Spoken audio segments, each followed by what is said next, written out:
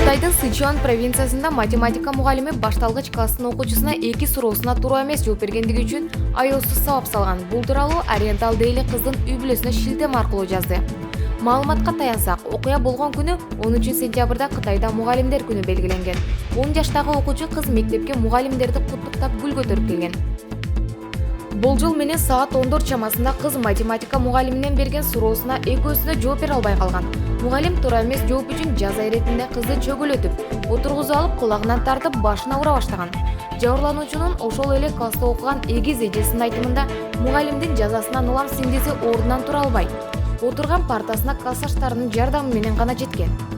Арадан 3 саат өткөндөн кийин мугалим жабырлануучу кыздын чоң апасына телефон чалып, небереси өзүн жаман сезип жаткандыгын кабарлап, мектептен алып кетүүсүн айткан. Мектепке келген кезде небересинин көзүн ача албай, сүйлөй албай жаткандыгын көрүп, токмок жеген кызды ооруканага жеткирген. Бирок окуучу алган катуу соккудан улам ооруканада каза болгон. Чоң апасынын айтуусу боюнча небереси математика агайы физикалык жактан күч колдонуп жазаланган учурлары болгондугун айткан. Мындан улам кыз алагайдын сабагына катышуудан жүрөксүнүп калган кошумчалаган. Бир сутка ичинде COVID-19 илдетинен сакайып чыккандар пневмонияны эсепке алганда 69, Бишкек 9, Чүй облусу 6, Ош облусу 17, Талас облусу 1, Нарын облусу 1, Ысык көл облусу 15, Жалал Абад облусу 12, Баткен облусу 30. Бардыгы болуп бир сутка ичинде катталгандар 91. Жалпы 45.335. Өткөн сутка ичинде Кыргызстанда COVID-19 илетинен каза болгондор катталган жок.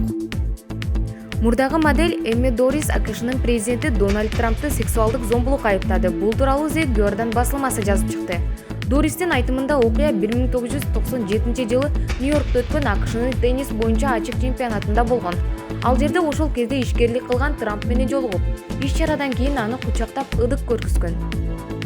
Өз кезегинде президенттин адвокаттары бул дооматты четке какты. Алар мурунку моделден айыптоосу президенттик шайлоонун алдында чыгып жаткандыгын белгилеп, анда саясий негиз болушу мүмкүн деп эсептешүүдө. Дорис президент Трампты жыныстык ыдык көрсөтүүгө айыптагандардын алгачкысы эмес.